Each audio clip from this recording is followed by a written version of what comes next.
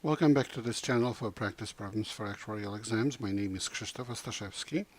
You can find information about me at smarturl.it/Jedi. I direct the actuarial program at Illinois State University. You can find information about it at smarturl.it/actuary. If you would like to make a tax-deductible donation to support our students, please go to smarturl.it/help-ISU-actuary.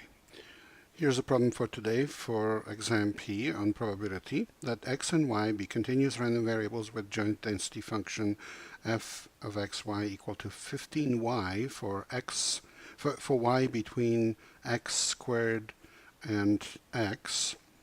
Or actually the condition is on both x and y. Whenever y lies between x squared and x and 0 otherwise. Let g be the marginal density function of y. Which of the following represents g? So the crucial observation here is that the density is 0 outside of the region where x squared is less than or equal to y less than or equal to x. So it has to happen when x squared is less than or equal to x.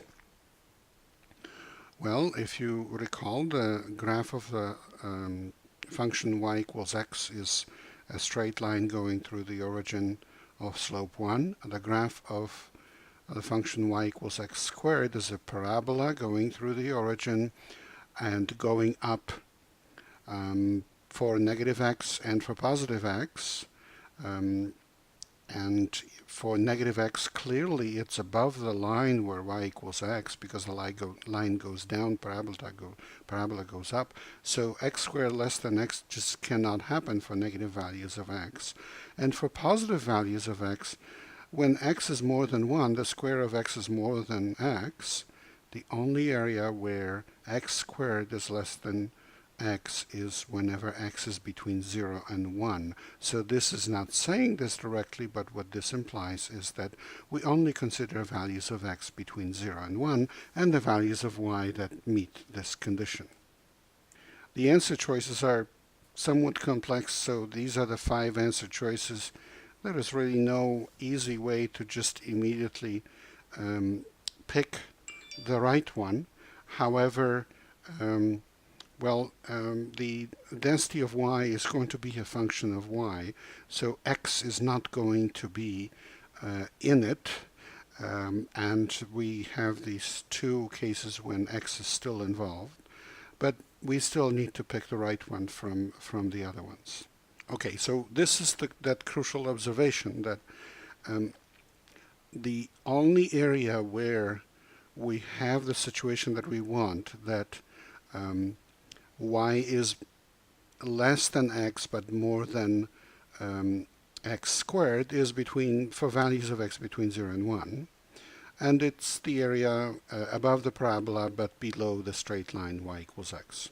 That parabola is the graph of y equals x squared, but it's also the graph of x equal to the square root of y.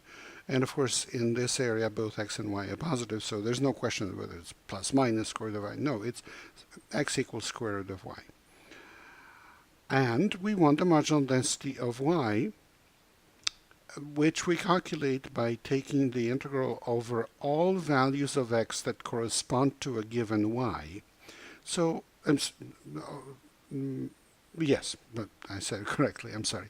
So just imagine that you fix a value of y somewhere between 0 and 1, draw a horizontal line at the level of that y, and ask yourself what values x assumes when you are in this marked region. And of course the values that x assumes are from the straight line to that piece of parabola, so from x being equal to y to x being equal to square root of y. So the density is the integral from y to square root of y of 15y, that's the joint density formula, dx. That 15y is a constant with respect to x, so we have the integral of a constant. That's just simply that constant times the length of the interval from y to square root of y, which is square root of y minus y. So there is really no calculation of integral here. We know it immediately. And that's the same as 15 times y to the 3/2 times 1 minus y to the 1/2, which y to the 1/2 is, of course, the square root of y.